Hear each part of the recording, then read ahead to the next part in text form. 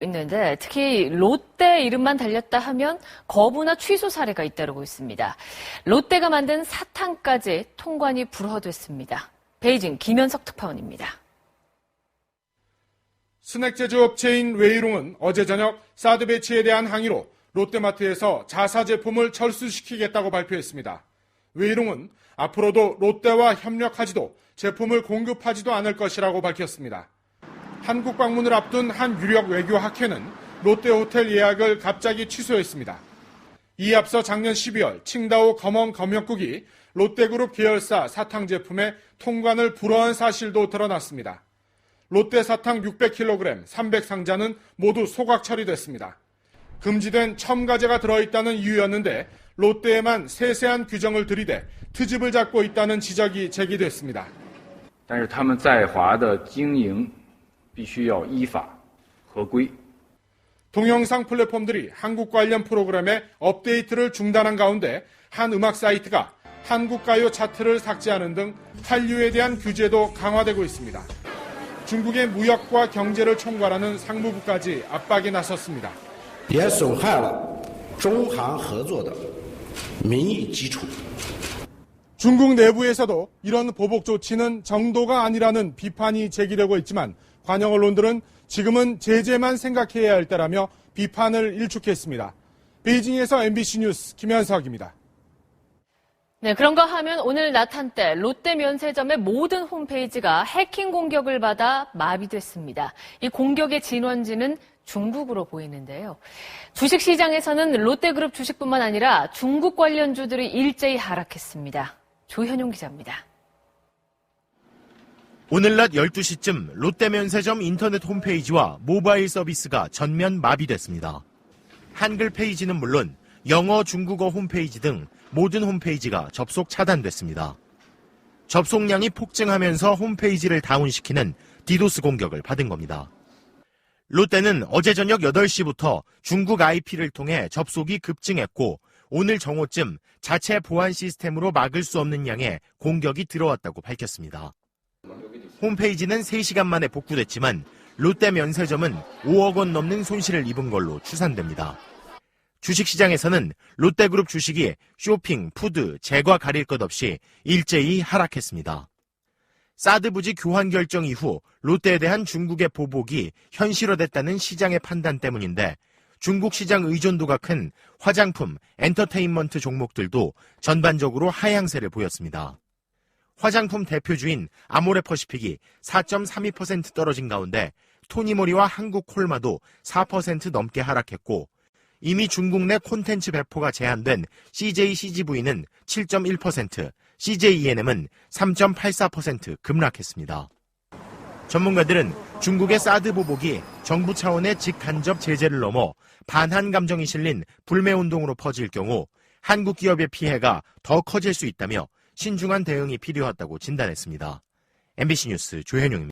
조만간 초강경 대북 정책을 내놓을 것으로 보입니다. 백악관이 무력 사용과 정권 교체까지 포함한 모든 옵션을 모아 대북 정책을 전면 재검토하는 것으로 전해졌습니다. 워싱턴 박승진 특파원입니다. 북한이 신형 탄도미사일 시험 발사 도발을 감행한 직후 백악관 국가안보회의 NSC는 정부 안보 관리들을 소집했습니다.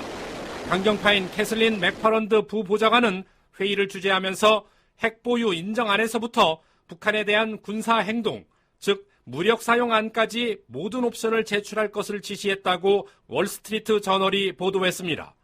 안보 관리들은 이에 따라 무력 사용과 레짐 체인지, 즉 북한 정권 교체 가능성 등을 포함한 보고서를 제출한 것으로 알려졌습니다.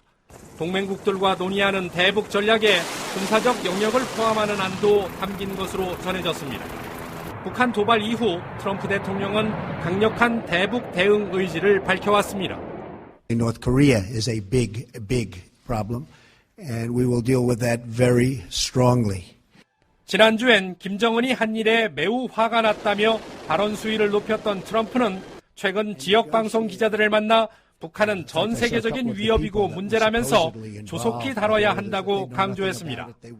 의회 역시 초강경 대북 정책을 요구하고 있어서 발표가 임박한 트럼프 정부의 대북 정책 강도는 예상을 뛰어넘을 것이라는 전망이 나오고 있습니다. 워싱턴에서 MBC 뉴스 박승길입니다. 북한은 어제부터 시작된 한미연합 군사훈련에 대한 위협 수위를 한 단계 더 높였습니다. 우리 군은 북한이 도발을 자행할 경우 단호히 응징할 것이라고 강력히 경고했습니다. 조재영 기자입니다. 북한은 군 최고 집행기관인 총참모부 대변인 담화를 통해 핵무력을 중심으로 선제 공격 능력을 강화하고 있다는 것이 빈말이 아니라고 위협했습니다. 위험천만한 북침 핵전쟁 연습을 또다시 강행에 나선 이상 우리 군대는 이미 선포한 대로 초강경 대응 조치로 한미연합훈련의 목적이 방어가 아니라 북침 선제 타격이라고 단언하면서 미국이 지난해 말부터 600만 톤 이상의 탄약과 장비들을 비밀리에 끌어들여서 위험성이 더 커졌다고 주장했습니다. 담화는 이어 단 한 점의 불꽃이라도 날린다면 즉시 무자비한 군사적 대응이 개시될 것이라고 위협했습니다. 북한의 위협에 우리 군도 즉각 맞대응에 나섰습니다. 북한이 도발할 경우 준비된 한미동맹의 전력으로 강력히 응징할 것을 분명히 경고했다고 강조했습니다. 북한이 도발을 자행한다면 주저없이 단호하게 응징하여 우리 국민들의 생명과 재산을 보호할 것입니다. 합동참모본부는 이번 훈련을 방어적 성격의 연례적 훈련이라고 밝히고 북한의 도발 유형이 여러 가지일 것으로 판단되는 만큼 유형별 대비 태세를 마련하고 있다고 덧붙였습니다. 핵추진 항공모함인 칼빈슨호를 비롯해 미국의 전략자산이 대거 전개되는 이번 한미훈련은 다음 달 말까지 진행됩니다. MBC 뉴스 조재영입니다. 이런 가운데 북중 접경에서 경계를 서던 북한 군인 6명이 무장한 채 며칠 전 중국으로 집단 탈출한 것으로 확인됐습니다. 연이은 북한군의 탈주국으로 접경 지역 일대엔 비상이 걸렸습니다. 선양에서 김필국 특파원이 전해왔습니다. 지난달 24일 북한 양강도에 주둔하던 국경경비대원 6명이 소총으로 무장한 채 집단 탈출했습니다. 이들은 강을 건너 중국 지린성 창바이로 진입했지만 이후 자취를 감췄습니다. 중국 공안과 변경부대는 내륙 진입로를 차단하고 대대적인 검문에 나서는 한편 주민들에게 안전에 유의하라는 통지도 내렸습니다.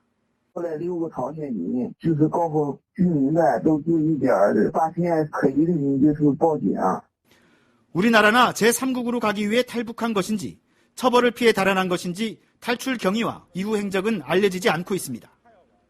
검문 검색이 강화된 가운데 주민들 사이에서는 수상한 자를 발견하는 즉시 신고하라는 내용의 긴급 문자 메시지가 돌며 긴장감이 높아지고 있습니다.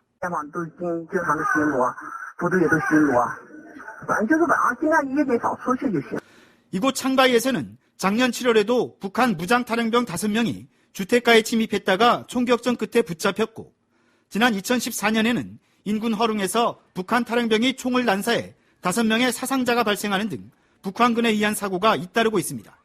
우리 정부 당국자는 북한의 도발 위협이 갈수록 높아지고 있다며 접경 지역 방문 시 각별히 유의할 것을 당부하고 있습니다. 선양에서 MBC 뉴스 김은 조만간 초강경 대북 정책을 내놓을 것으로 보입니다. 백악관이 무력 사용과 정권 교체까지 포함한 모든 옵션을 모아 대북 정책을 전면 재검토하는 것으로 전해졌습니다. 워싱턴 박승진 특파원입니다. 북한이 신형 탄도미사일 시험 발사 도발을 감행한 직후 백악관 국가안보회의 NSC는 정부 안보 관리들을 소집했습니다. 강경파인 캐슬린 맥파런드 부보좌관은 회의를 주재하면서 핵 보유 인정 안에서부터 북한에 대한 군사 행동, 즉 무력 사용안까지 모든 옵션을 제출할 것을 지시했다고 월스트리트 저널이 보도했습니다. 안보 관리들은 이에 따라 무력 사용과 레짐 체인지, 즉 북한 정권 교체 가능성 등을 포함한 보고서를 제출한 것으로 알려졌습니다. 동맹국들과 논의하는 대북 전략에 군사적 영역을 포함하는 안도 담긴 것으로 전해졌습니다. 북한 도발 이후 트럼프 대통령은 강력한 대북 대응 의지를 밝혀왔습니다. North Korea is a big problem, and we will deal with that very strongly. 지난주엔 김정은이 한 일에 매우 화가 났다며 발언 수위를 높였던 트럼프는 최근 지역 방송 기자들을 만나 북한은 전 세계적인 위협이고 문제라면서 조속히 다뤄야 한다고 강조했습니다. 의회 역시 초강경 대북 정책을 요구하고 있어서 발표가 임박한 트럼프 정부의 대북 정책 강도는 예상을 뛰어넘을 것이라는 전망이 나오고 있습니다. 워싱턴에서 MBC 뉴스 박승길입니다. 대한 관심이 높아지고 있습니다. 대통령과 국회, 대법원장의 추천을 받고 임명된 8명의 재판관들은 그동안 어떤 판결을 내렸는지 손서영 기자가 정리했습니다. 박근혜 대통령 탄핵 여부를 결정하는 헌법재판소 재판관은 8명입니다. 통상 9명으로 구성되지만 지난 1월 박한철 소장이 퇴임하면서 이번 탄핵 심판 선고는 8인 재판관 체제에서 이뤄질 가능성이 높습니다. 재판관들은 삼권 분립의 정신을 반영해 행정부의 수반인 대통령과 국회, 대법원장의 추천을 받아 임명됩니다. 서기석 조용호 재판관은 박근혜 대통령이 추천했습니다. 국회는 여야 추천을 고루 반영하는데요. 지난 2012년 야당 몫으로 선출된 김희수 재판관, 그리고 여당 추천을 받은 안창호 재판관이 있습니다. 이번 탄핵 심판 주심인 강일원 재판관은 여야 합의로 추천됐습니다. 이정미 소장권한 대행은 이용훈 전 대법원장이, 김창종 이진성 재판관은 양승태 대법원장이 추천했습니다. 8명의 재판관은 2013년 4월부터 지금까지 800건이 넘는 사건에 대한 결정을 내렸습니다. 우선 지난 2014년 통합진보당 정당 해산 심판 사건을 보면 당시 9인 체제에서 8명의 재판관이 정당 해산에 찬성했습니다. 김희수 재판관이 일부 당원의 활동을 정당 책임으로 귀속시킬 수 없다며 유일하게 반대 의견을 냈습니다. 위헌 결정이 난 간통죄의 경우를 볼까요?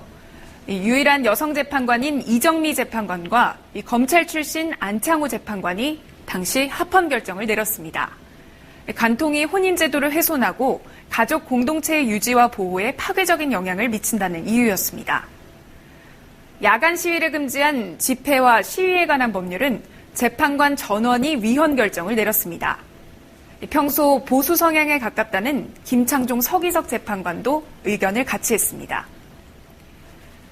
종합해보면 헌법재판소 재판관들은 개인의 이념이나 정치적 성향보다는 법리에 대한 엄격한 해석과 소신에 따라 판단을 내려온 것으로 볼 수 있습니다. KBS 뉴스 손소영입니다. 중국이 사드 부지를 제공한 롯데에 대해 전방위적인 보복 공격에 나서고 있습니다. 중국 내 롯데 시설 일제 점검에 나서는가 하면 롯데 일부 제품의 통관을 불허하고 사드가 배치될 성주에 대해 정밀 타격 주장까지 내놓고 있습니다. 베이징에서 오세균 특파원이 보도합니다. 베이징 중심과 대형 쇼핑몰에 있는 롯데마트 매장 입구입니다. 중국 취재진이 롯데마트 고객들에게 사드 배치에 대한 입장을 묻고 있습니다.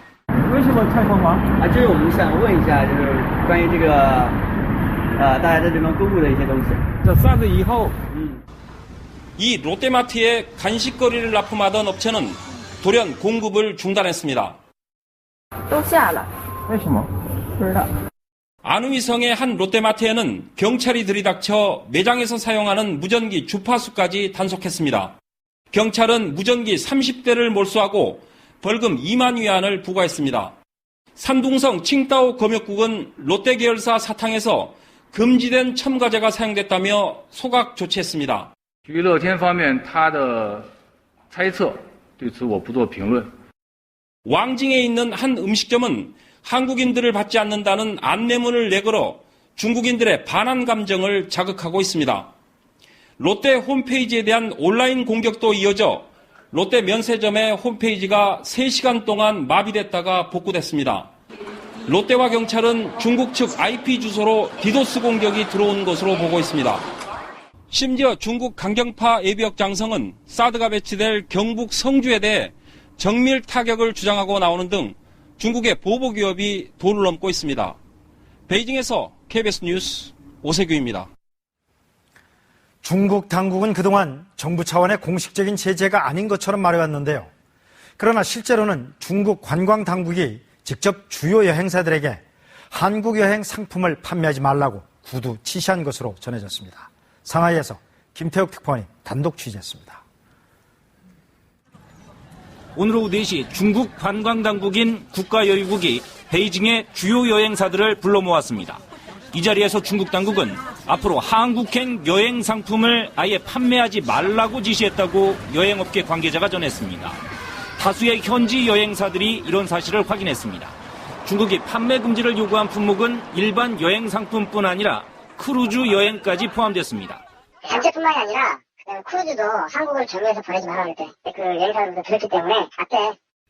앞서 지난해 말 한국행 단체 여행을 20% 축소시킨 데 이어 한국 관광산업에 대한 보복을 더욱 노골화하고 있는 셈입니다. 지난해 한국을 찾은 외국인 관광객 1,700만 명 가운데 절반에 이르는 800만 명이 중국인이었습니다. 이번 조치가 우리 관광산업에는 직격탄일 수밖에 없습니다. 앞으로 사태가 어떻게 이제 전개될지 지켜봐야죠. 어떤 대책을 수립하기가 참 지금 난감합니다. 중국의 사드 보복이 전방위로 확산되고 있는 가운데 중국 정부까지 직접 나서는 등 점차 노골화되고 있습니다. 상하이에서 KBS 뉴스 김태욱입니다. 우리 정부는 중국 내 이 같은 반환 움직임에 강한 우려를 표명했습니다. 또 중국의 압박에 굴하지 않고 당당하게 원칙을 지켜나가겠다는 뜻을 분명히 했습니다. 장덕수 기자가 보도합니다. 정부가 내놓은 메시지는 차분했지만 단호했습니다. 외국 기업의 합법적 권익을 보호하겠다고 했던 중국 정부의 발표를 직접 거론하며 더 이상 양국 관계를 악화시키지 말라고 촉구했습니다. 그러면서 중국의 압박에 당당하게 대응하겠다고 밝혔습니다. 주권적이고 자유적인 방어 조치로서 정부로서는 지금까지와 마찬가지로 원칙을 당당하게 견지해 나갈 것입니다. 정부의 공개적인 입장 발표는 사드 배치와 관련한 중국의 전방위적 압박을 더 이상 좌시하지 않겠다는 판단에 따른 것이란 해석이 나옵니다. 중국 정부가 관영 언론을 통해 롯데는 물론 삼성과 현대 등 우리 기업 전반에 대해 제재를 거론하는 것은 용인할 수 있는 수준을 넘어섰다는 겁니다. 황교안 대통령 권한대행도 사드 배치는 미룰 수 없는 현안이라고 거듭 강조하며 중국의 압박에 물러설 뜻이 없음을 분명히 했습니다. 상대방이 싸움을 걸었는데 아무 일도 없다는 듯이 가만 있을 수 있는 것은 아니죠. 불가피한 측면이 있는 거죠. 정부는 중국의 조치를 봐가면서 대응 강도를 조절해 나간다는 방침입니다. KBS 뉴스 장덕수입니다. 다음 소식입니다. 김정남 암살 사건을 놓고 북한과 갈등을 해온 말레이시아 정부가 결국 북한과의 비자 면제 협정을 파기했습니다. 말레이시아에서 북한 노동자들의 유화벌이에 큰 타격이 예상됩니다. 쿠알라룸푸르에서 김민철 특파원이 전합니다. 지난 2009년 말레이시아 정부가 북한과 맺은 비자 면제 협정이 8년 만에 폐기됐습니다. 당장 다음 주 월요일부터 북한 사람들은 비자 없이 말레이시아에 들어올 수 없습니다. Dan visa ini dikuatkuasakan setelah mengambil kira bahawa soal keselamatan diutamakan oleh 이번 조치로 말레이시아는 크게 잃을 게 없는 반면 북한으로서는 적잖은 타격이 예상됩니다. 현재 말레이시아에 체류 중인 북한 노동자는 500명 정도. 이들 중 상당수는 체류 목적을 여행 등으로 내세워 입국한 뒤 외화벌이를 해왔지만 이번 조치로 상당한 차질이 불가피할 전망입니다. 말레이시아 정부의 비자 면제 협정 파기 발표 이후 북한 대표단이 긴급 기자회견을 열었지만 이에 대한 언급은 없었습니다. The cause of the death is the heart attack, as for the first time, as soon as occurred, concluded by the Malaysian Public Health Ministry. 말레이시아 내에선 여전히 북한과의 단교 등 외교 관계 재검토 목소리가 나오고 있습니다. 김정남 피살 사건이 북한과 직접 관련됐다는 수사 결과가 나올 경우 단교 검토도 가능할 것이라고 이곳 외교 소식통은 전했습니다. 쿠알라룸푸르에서 KBS 뉴스 김민철입니다. 그런데 말레이시아 당국은 북한 국적 용의자로는 유일하게 체포했던 이정철을 추방하기로 결정했습니다. 하지만 김정남의 시신을 넘겨달라는 북한의 요구에 대해서는 재차 거부했습니다. 쿠알라룸푸르에서 홍석우 기자입니다. 말레이시아 검찰은 이정철의 구금기한이 끝나는 내일 그를 석방한 뒤 추방시킬 방침이라고 밝혔습니다. 김정남 암살 사건에서 이정철의 역할을 확인할 충분한 증거를 찾아내지 못해 기소가 어렵다는 판단 때문입니다. 이정철은 사건 당일 북한 용의자 4명을 공항까지 태워주는 등 실무적 지원을 한 혐의를 받아왔습니다. 김정남 암살 사건의 용의자 가운데 한 명인 북한 대사관 직원 현강성도 현재까지 현지 경찰의 조사 요청에 응하지 않고 있습니다. 고려항공 직원 김옥일과 북한 국적 이지우의 행방도 묘연합니다. 주범인 4명의 북한 용의자가 도주한 상황에서 유일하게 신병을 확보했던 이정철의 추방으로 수사 진전이 쉽지 않을 것이라는 목소리도 나오고 있습니다. 말레이시아 당국은 김정남의 시신을 넘기라는 북한 측의 요구에 대해서는 재차 거부했습니다. That is due to the nerve poison. So that is the cause of death. We will not change it for any reason or other. 말레이시아 당국은 김정남의 시신을 정당한 친족에게만 인도하겠다며 유가족이 나타나지 않을 경우 시신을 상당 기간 보관하겠다고 밝혔습니다. 쿠알라룸푸르에서 KBS 뉴스 홍석우입니다. 북한과 중국의 접경 지역에서 북한군 6명이 무장한 채 국경을 넘어 중국 쪽으로 집단 탈영했습니다. 정확한 탈영 이유는 아직 밝혀지지 않았는데 중국군이 추적에 나섰습니다. 베이징에서 김진우 특파원이 전합니다. 3월이지만 아직 눈으로 뒤덮인 북한 양강도 김영직 군입니다. 압록강을 국경으로 중국 장백 조선족 자치원과 맞닿아 있습니다. 이곳 북한군 병영에서 병사 6명이 집단 탈영한 것으로 전해졌습니다. 다 무슨 군대인지 뭐인지 소배우여서 생겼다는 소리 있더라. 같은 분대 소속인 이들은 지난달 24일쯤 총기와 실탄을 소지하고 압록강을 넘어 중국 장백현으로 들어왔습니다. 소배우 왔는데 중국 끌려왔는데 하지만 이렇게 너무 된다더라. 중국 국경수비대와 공안에는 비상이 걸렸습니다. 검문을 강화하는 한편 인근 중국 주민들에게는 주의를 당부했습니다.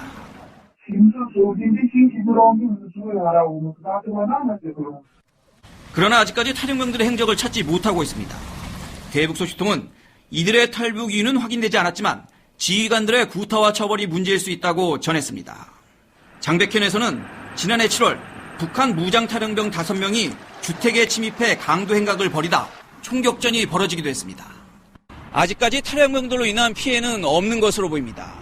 그러나 중국인 피해 사례가 발생한다면 최근 북중 관계 개선 움직임에 영향을 미칠 것으로 보입니다. 베이징에서 KBS 뉴스 김진우입니다.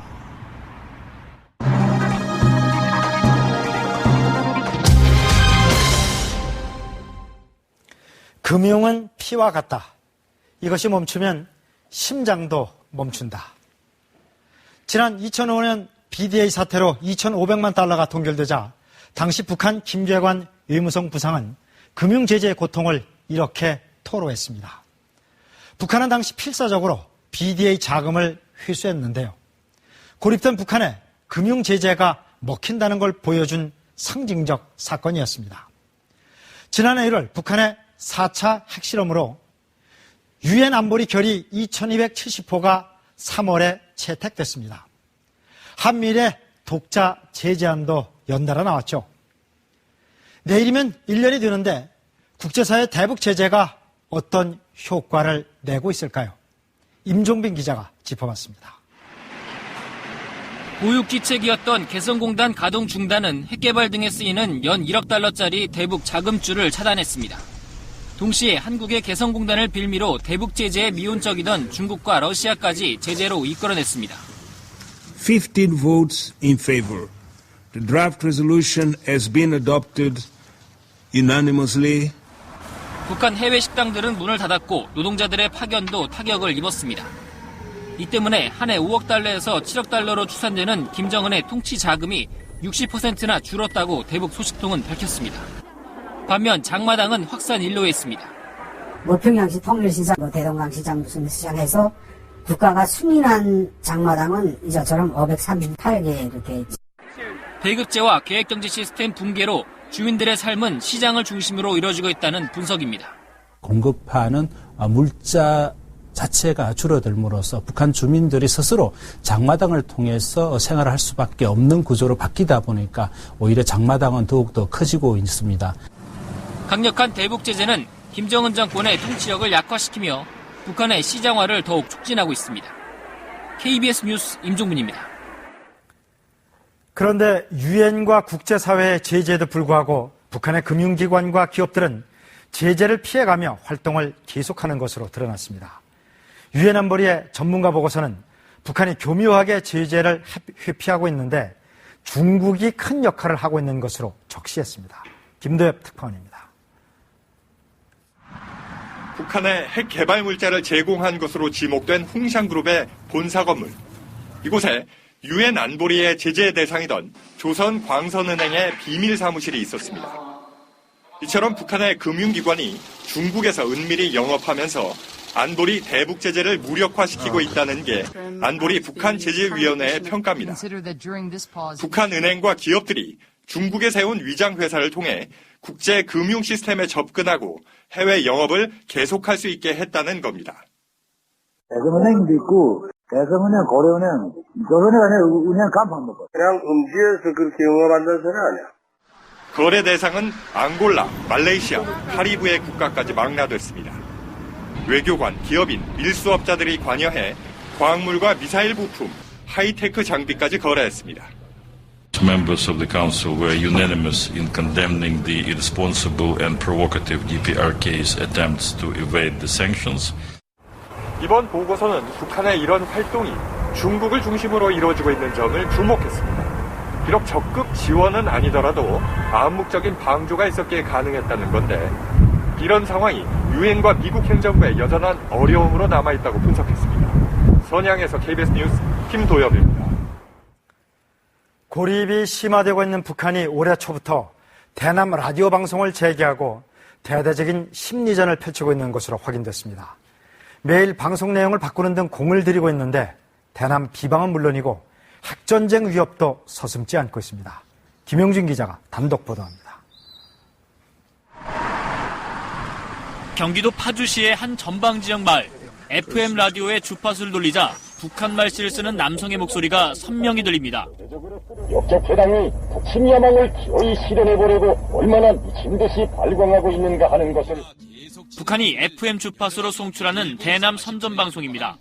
한미연합훈련을 군사적 도발이라고 일방적으로 비난하면서 핵전쟁 위협까지 합니다.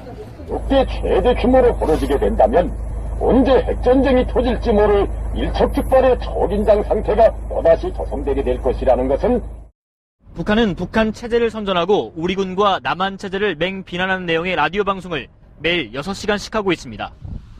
전방 지역에서 수신되고 있는 북한의 대남 방송은 북한군 총정치국 산하 적군 와해 공작국이 담당하고 있습니다. 상당 기간 대남 라디오 방송을 하지 않던 북한이 올해 초부터 방송을 재개한 것으로 우리 군 당국은 파악하고 있습니다. 우연히 방송을 듣게 된 전방 지역 주민들은 불안해하고 있습니다. 나오는 소리 들었어요, 새벽에. 제2의 전쟁이라는 걸 없어야 되죠. 진짜로 없어야 돼요. 진짜 무서워요. 대북 전문가들은 국제적 고립으로 위기감을 느끼고 있는 북한이 남한 내 여론 분열을 획책하기 위해 대대적인 심리전에 나선 것으로 판단하고 있습니다. KBS 뉴스 김용준입니다.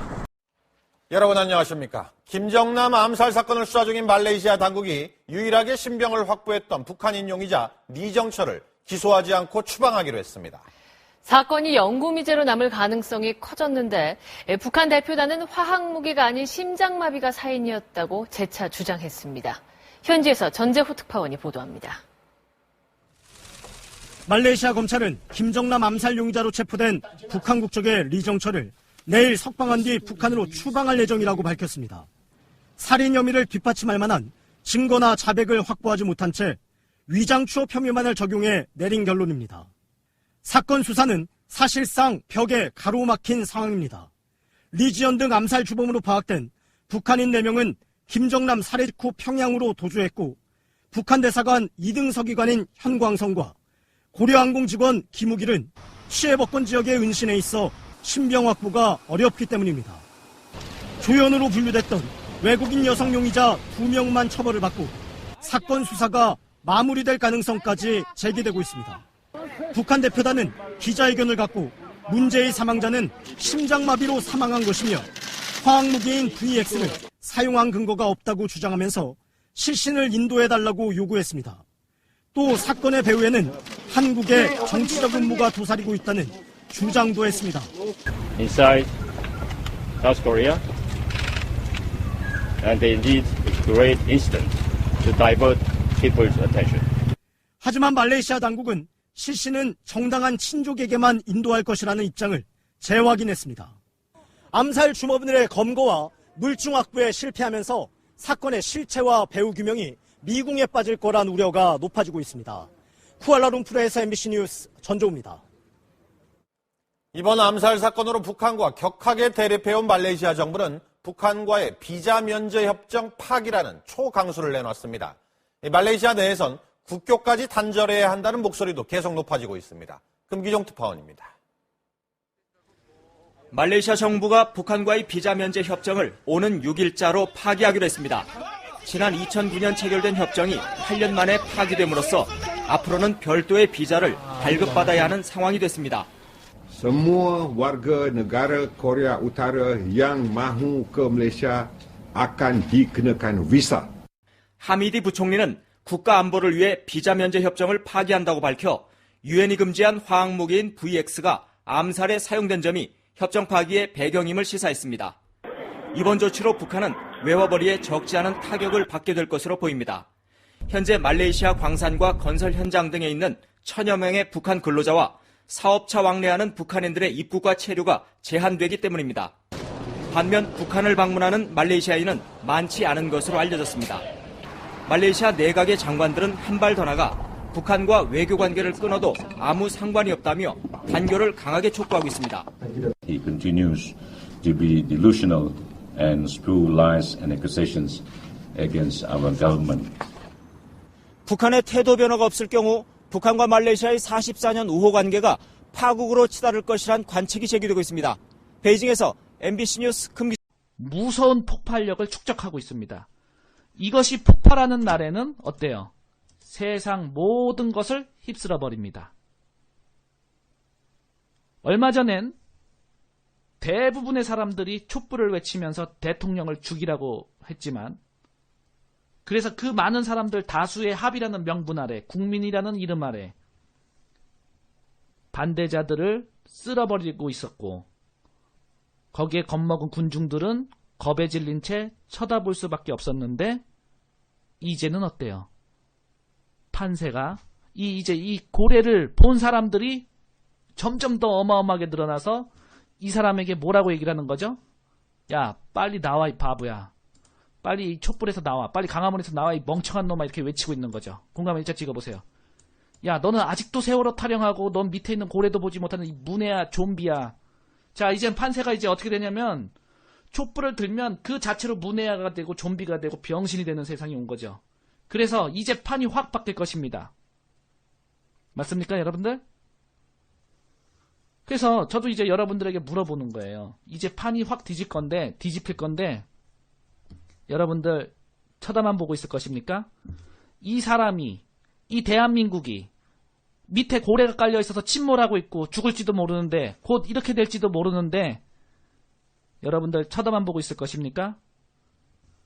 요즘 들어서 방간이라는 것은 여러분들 방조와 같아요. 그죠?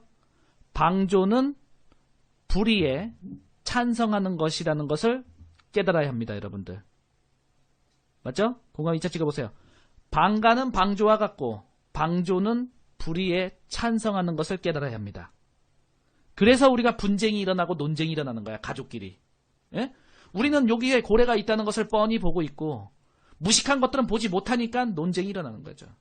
그러나 이제는 이 확연하게 이런 것들이 보였기 때문에 우리가 어떻게 하겠습니까? 우리가 태극기를 들고 대한민국의 민주주의와 또 자유주의를 지켜내야 하겠습니다.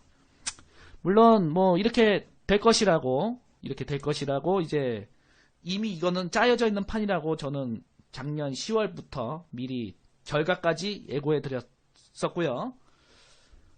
저로서는 이제 이런 것들이 너무나 당연히 눈에 잘 보입니다. 김대중 노무현 정권 때 북한에다가 천문학적인 돈을 갖다 퍼주어 갖고 이런 핵무기라든지 미사일을 만들어냈단 말이에요. 맞죠? 공감 3차 찍어보세요. 얘네들이 돈이 어디 있었겠어요?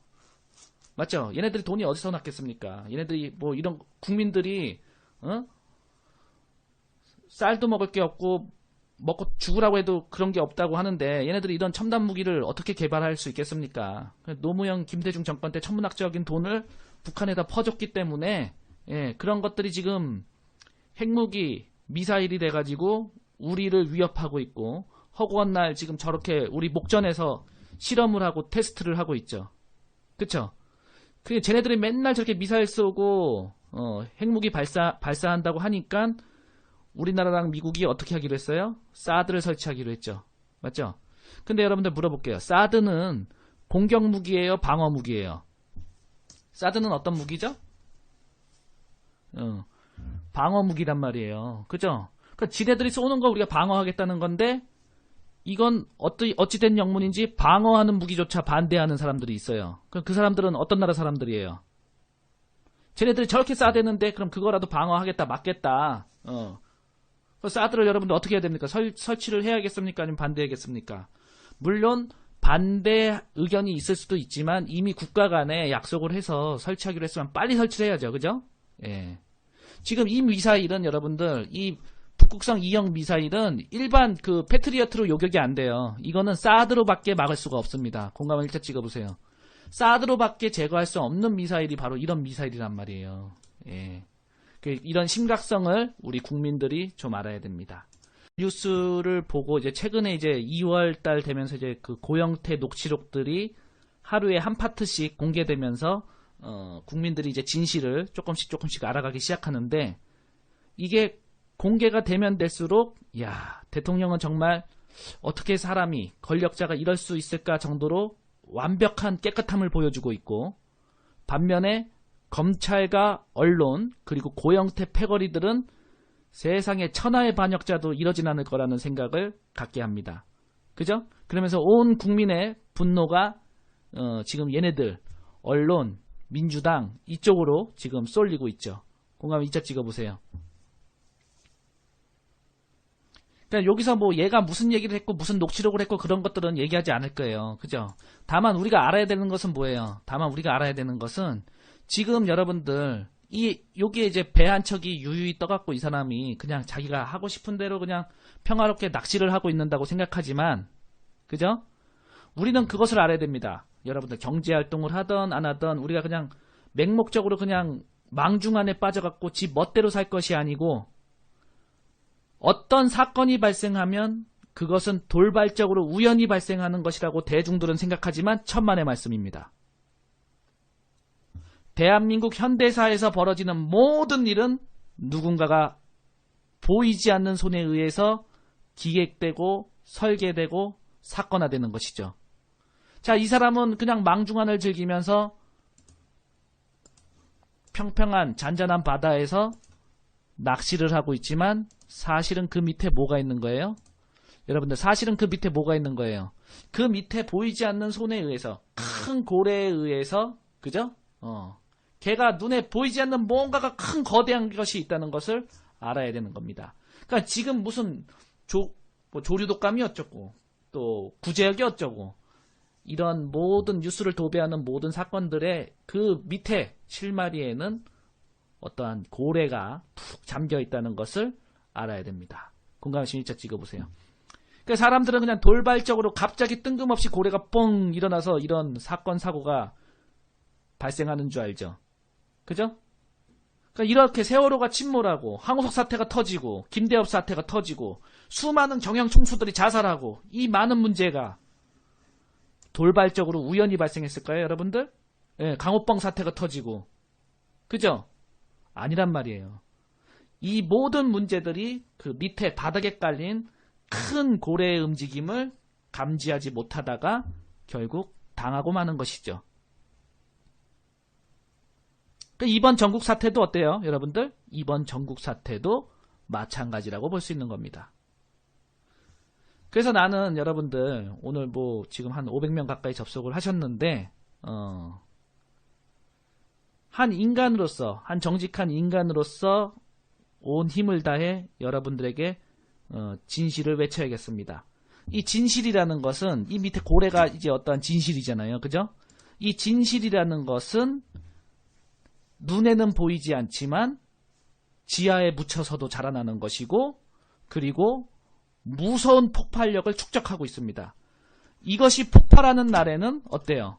세상 모든 것을 휩쓸어 버립니다. 얼마 전엔 대부분의 사람들이 촛불을 외치면서 대통령을 죽이라고 했지만 그래서 그 많은 사람들 다수의 합의라는 명분 아래 국민이라는 이름 아래 반대자들을 쓸어버리고 있었고 거기에 겁먹은 군중들은 겁에 질린 채 쳐다볼 수밖에 없었는데 이제는 어때요? 판세가 이제 이 고래를 본 사람들이 점점 더 어마어마하게 늘어나서 이 사람에게 뭐라고 얘기를 하는 거죠? 야, 빨리 나와 이 바보야. 빨리 이 촛불에서 나와. 빨리 강화문에서 나와 이 멍청한 놈아. 이렇게 외치고 있는 거죠. 공감 일자 찍어보세요. 야, 너는 아직도 세월호 타령하고 넌 밑에 있는 고래도 보지 못하는 이 문해야 좀비야. 자, 이젠 판세가 이제 어떻게 되냐면 촛불을 들면 그 자체로 문해야가 되고 좀비가 되고 병신이 되는 세상이 온 거죠. 그래서 이제 판이 확 바뀔 것입니다. 맞습니까, 여러분들? 그래서 저도 이제 여러분들에게 물어보는 거예요. 이제 판이 확 뒤집힐 건데 여러분들 쳐다만 보고 있을 것입니까? 이 사람이, 이 대한민국이 밑에 고래가 깔려 있어서 침몰하고 있고 죽을지도 모르는데 곧 이렇게 될지도 모르는데 여러분들 쳐다만 보고 있을 것입니까? 요즘 들어서 방간이라는 것은 여러분들 방조와 같아요. 그죠? 방조는 불의에 찬성하는 것이라는 것을 깨달아야 합니다, 여러분들. 맞죠? 공감 2차 찍어보세요. 방간은 방조와 같고 방조는 불의에 찬성하는 것을 깨달아야 합니다. 그래서 우리가 분쟁이 일어나고 논쟁이 일어나는 거야, 가족끼리. 예? 우리는 여기에 고래가 있다는 것을 뻔히 보고 있고 무식한 것들은 보지 못하니까 논쟁이 일어나는 거죠. 그러나 이제는 이 확연하게 이런 것들이 보였기 때문에 우리가 어떻게 하겠습니까? 우리가 태극기를 들고 대한민국의 민주주의와 또 자유주의를 지켜내야 하겠습니다. 물론 뭐 이렇게 될 것이라고 이제 이미 이거는 짜여져 있는 판이라고 저는 작년 10월부터 미리 결과까지 예고해 드렸었고요. 저로서는 이제 이런 것들이 너무나 당연히 눈에 잘 보입니다. 사람들은 공포와 두려움 또 불안감 때문에 매 순간 부정적인 생각을 하고 힘들어 하는데 우리는 직업상 주식 투자를 하면서 수없이 많은 그죠? 우리는 직업상 주식 투자를 오래 하다 보니까 수없이 많은 버블과 또 위기와 기회 이런 것들을 우리가 많이 경험했어요. 수없이 많은 위기와 공포, 또 거짓과 조작, 거품과 저평가, 거품과 사기 징후, 맨날 이런 것들을 파악하는 그런 경험이 축적된 것이죠. 그죠? 공감 2차 찍어보세요. 예.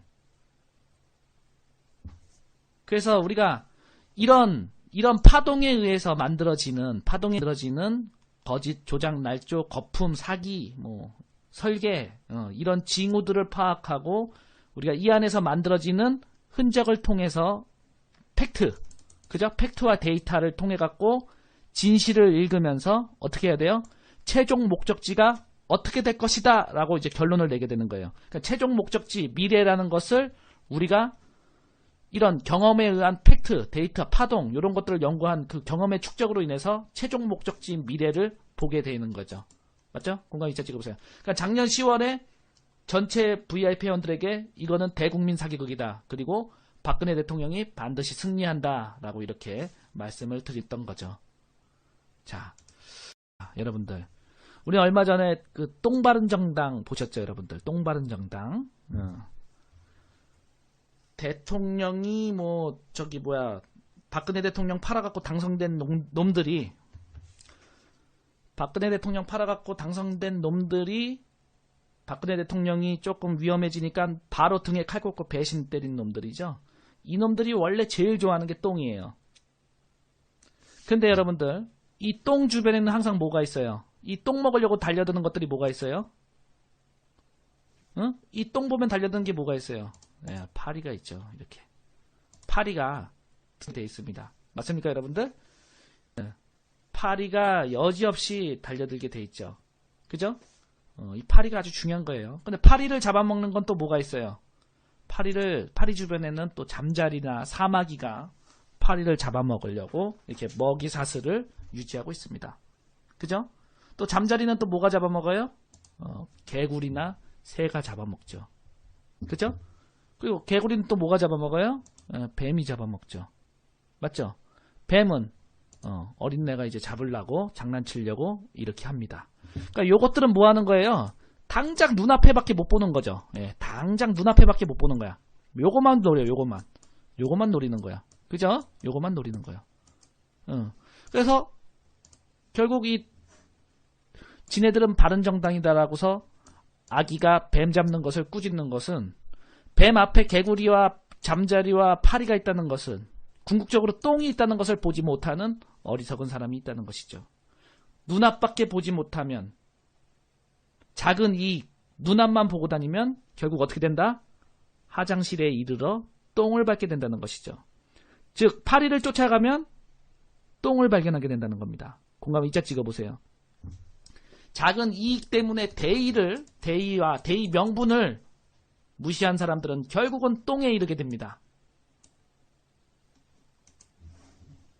그러니까 지금 이런 시국엔 여러분들 큰 그림을 그려갖고 조금 위태롭고 위기가 있고 조금 겁나더라도 대의를 보고 큰 그림을 그려야지, 작은 그림을 그리고 작게 보는 사람, 눈앞만 보는 사람은 어떻게 된다? 어려울 때 시작해서 고생은 고생대로 하고 맛도 못 보고 바로 끝나게. 자, 좌파 정권이 들어서면 여러분들 어떻게 되는지 아십니까? 여러분들 남미가 왜 힘들었어요? 저 자원 많고 인구 많은 남아메리카 이 대륙이 왜 힘들었습니까, 여러분들? 전부 다 좌파 정권이 들어섰었단 말이에요. 전부 다. 브라질도 그렇고 아르헨티나도 그렇고 전부 다 좌파 정권이 들어섰었단 말이에요. 지난 거의 5, 6년에서 10년 동안. 그죠? 그런데 어때요? 자, 이 좌파 대통령 호세프 대통령이 탄핵으로 우파로 교체됐고요. 또 아르헨티나가 2015년 11월 우파 대통령이 당선되면서 이들 두 나라가 어떻게 됐는가 한번 봅시다.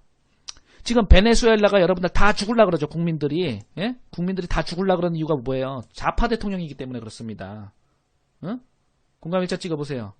그러니까 좌파가 정권을 잡으면 여러분들 이 좌파는 경제보다 사상과 이념 전쟁만 하지 실질적인 국민들의 복지나 경제 활동은 전혀 이 빵점입니다, 여러분들. 전혀 빵점, 전혀 준비된 사람들이 아니에요. 그죠? 자, 그러면은 아르헨티나가 그 우파가 정권을 잡으면서 어떻게 됐나 보세요.